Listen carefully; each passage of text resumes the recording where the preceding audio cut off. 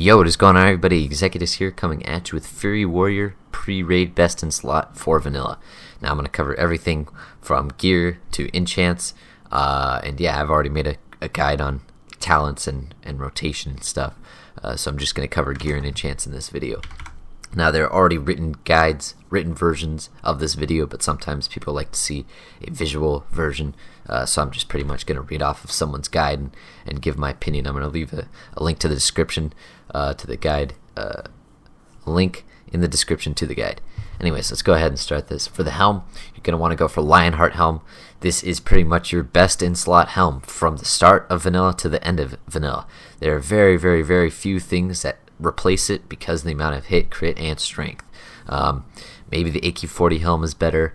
I can't really think of any Nax helms that's better, but if you had to go for one item, this would be the item you go for. Now, if it's the start of a private server or something, and Lionheart isn't out yet because no one's killed Ragnaros, then you're going to want to go for Mask of the Unforgiven. And that drops from Stratholme, the Unforgiven boss. This is a very good mask, gives 2 hit, 1 crit, but you're also going to be rolling rogues against rogues for this mask, so that might suck. And then also you're going to want to go for, there's another helm in Stratholme that drops from the last boss. This one, Helm the Executioner, also gives 2 hit. This doesn't come out until, I think, AQ40 patch. I'm not really sure. So yeah, just keep that in mind. Next, you want to go for Mark of Forging. This is a quest line, pretty long quest line in Western Plaguelands. You have to go up here, kill some like Scarlet Monastery dude, and escort a quest, and you have to choose between like 4 items, and you want to choose the neck. This is a really, really, really good neck until you get the Onyxia talisman. So yeah, next you're gonna want to go for 2 strike shoulders, or actually I'll cover another few items. There's also Imperial Jewel. This drops off of Black Rock Depths, and then there's also Will of the Matire if you can't get your hands on any of those. This drops from Stratholme as well. So yeah. Next, for shoulders, you're going to want to go for 2 strike shoulders. Now, these are your best in slot shoulders up until AQ40. There are very few things that actually replace these.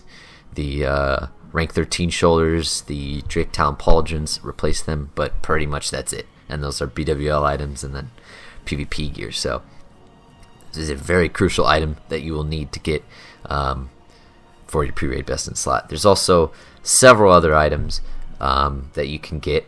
There's like Razor Steel Gauntlets.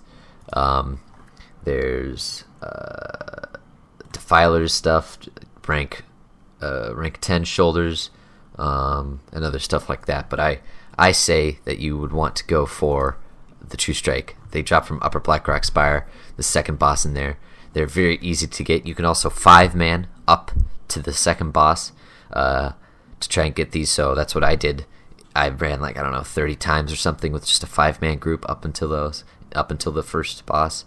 I said second boss, didn't I? Up until the first boss. And yeah, I'll cover the enchant really quick on the helm. For the enchant, you don't want 1% attack speed. You want 8 strength on the helm, and that's a quest that you have to turn in order to get that enchant.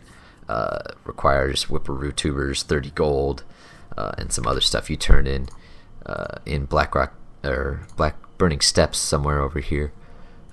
So yeah. Next we have Cloak. You want to go for Cape of the Black Baron.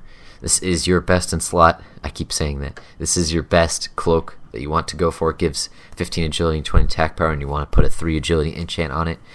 Drops from Stratholme, the last boss in there, Baron Rivendare. And it's really good. Other things you can go for are AB Exalted Cloak, and a few other things, but you just want to look for something that either has strength and agility, or attack power and agility, or just agility, something that benefits your crit or your attack power. Next, we're going to go on a chest. You want to try and get Cadaverous Armor. This drops from Scholomance. It has a chance to drop from all of the last 4 bosses in Scholomance, I'm pretty sure. They all have a shared loot table, and And so yeah, this is your best in slot chest piece. It is really, really good. 8 strength, 8 agility, 60 attack power. You're going to want to put either +4 enchant, +4 enchant to all stats on your chest, or if that's not in the game yet, because no one's ran MC, then you're going to want to go for +3 stats. Yeah, some of the other items you can get, there's Breastplate of Valor. That drops from Upper Blackrock Spire. I wouldn't really recommend that, even though it does have okay stats. There's also the rank 8 breastplate from PvP. I'll show that. PvP armor sets, warrior. The rank 8 breastplate's pretty good. These aren't the actual stats because this is the level 60 version. Generally, when a server comes out, they have the level 58 PvP gear. You can also get Ogre Forged Hauberk from Dire Maul. There's Death Dealer Breastplate from Blackrock Depths, 2% crit. There's a bunch of stuff that you can try and get. Black Dragon Scale as well, a crafted set for this. So yeah. Next for bracers, you're going to want to try and get Battleborn and braces. These are very, very easy to get. They drop very frequently. They drop from Upper Blackrock Spire, Rend, the second boss in there. And the reason why they're easy to get is because generally there's only going to be 1, maybe 2 warriors in an Upper Blackrock Spire run, and it's a plate with 1 hit, 1 crit, so generally the tank isn't going to want it, so it's most likely going to go to you. For this enchant, you're going to want 9 strength on it.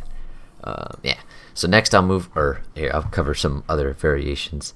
There's also Berserker Bracers and some other stuff that you might want to get, but for the most part you want to try and go for Battleborn. They're very easy to get. Upper Blackrock Spire groups are always running, so I'm sure you guys can obtain those easily. Next we're going to go on to weapons. Now a little bit this depends on race, because with your racial you gain an additional skill to sword specialization, mace specialization, or if you're orc there's axe, troll it's like guns, and so on and so forth. So yeah, the first thing I'll cover is Iron Foe and Fell Striker. Now this is like the hardest pre-raid business slot you could ever get because the drop chance on these items are so low. Iron Foe is so good. Fell Striker is very, very good too. Iron Foe drops from Blackrock Depths, the last boss in there, and Fell Striker drops from Rend in Upper Blackrock Spire. Now these are a lot harder to obtain than some of the other items. So I'm gonna cover some swords. Now everyone knows the Rend swords from Upper Blackrock Spire, so I'll cover those really quickly. The Dalren main hand and the Dalren offhand. This is definitely your best bet to go for. If you could just get the main hand, that's even really, really good. It gives 1 crit, 4 strength, and then the offhand gives 7 defense, 100 armor for some reason, but the set gives 50 attack power. They're really, really, really good. If you can only get yourself on a main hand, there is a quest line in Skullomance to get an offhand called Mira's Song. So yeah, keep that in mind. Also, there's Kroll Blade. There's a bunch of world drops. There's Kroll Blade. There's Flurry Axe, Axe of the Deep Wounds. Just a lot of these world drops that you can buy off the auction house if you couldn't get yourself anything. And then your last resort would most likely be Thrash Blade from Maraudon in Desolus. But yeah, and then for offhands, there's Lobotomizer, Fell Striker, Thrash Blade, Mirror Song. This was the weapon I was talking about. Really, very, very good offhand if you can't get your hands on anything else. So yeah, next I'll cover bow. There's several bows, but some of them don't release at the start of the server. This is the one I would shoot for. Black Crow gives 3 agility, 1% hit. It drops from Lower Blackrock Spire off of this one boss. I don't remember her name, but yeah. And then there's also Satire's Bow, drops from Dire Maul East. Very, very, very good bow as well. Gives that 1% hit. 3 agility as well on this. I think it's 7 agility actually. Yeah, I'm not sure. But you can 2-man this, so you can skip you could skip all the bosses. You can 2-man the water boss and then go on and then 2-man this guy as well if you've got the gear for it. Next, we're gonna go on to trinkets. There's seriously no other variation except for one, but you're gonna want to go for Black Hand's Breath and Hand of Justice. They're just such a strong combination, and very few things replace these in Molten Core. Actually, nothing does. In Blackwing Lair, you'll get Drake Fang Talisman, and then once I think mid Blackwing Lair patch comes, I think the Warrior Quest release, and then you're able to get Diamond Flask. But for the most part, you're really going to want to try and get these two. One of them's a quest line from Upper Blackrock or Lower Blackrock Spire, where you have to go and kill the final boss and do a quest chain there, and then Hand of Justice drops from the final boss in Blackrock Depths. So if you're going to farm Iron Foe, or if you're going to farm Hand of Justice, the other item has a chance to drop. So yeah. And if you guys are wondering about the quests, you can, I don't want to be rude, but just go ahead and Google. It's much easier to just Google like Mark of Forging, Black Hand's Breath, to see what the quest line is, and then either look up a video from there, or yeah. Anyways, we're going to go on to rings. We got Blackstone Ring and Painweaver Band. Now, Blackstone Ring is very easy to get. It drops from Maradon, the final boss, in there. Hunters, if they're level 60, they generally can sell carries. You can 2-man all the way up to this boss. You just let the hunter pull and then feign death some of the trash, and then his pet he can solo the last boss, and then you will pay him 20 gold or something around those along those lines. But yeah, Blackstone Ring, very easy to get, 20 attack power, 1 hit. Next, Painweaver Band drops from Upper Blackrock Spire. It's very good if you can't get your hands on one of those. Then there's always Tarnished Elven Ring. If you can't get your hands on a Tarnished Elven Ring, drops from the chest in Dire Maul North, the Tribute Run. And if you can't get your hands on one of those, then hopefully you can try and go for Don Julio's Band, which is exalted with Alterac Valley. But yeah. And then next we're going to go on to boots. Now, there's a few boots here. There's some that people don't know about. But mainly you want to go for Battle Chasers Greaves.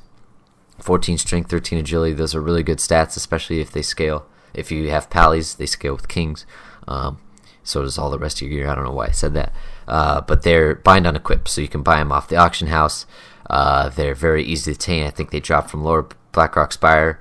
And yeah, another version that also drops from Lower Blackrock Spire are these Pads of the Dreadwolf.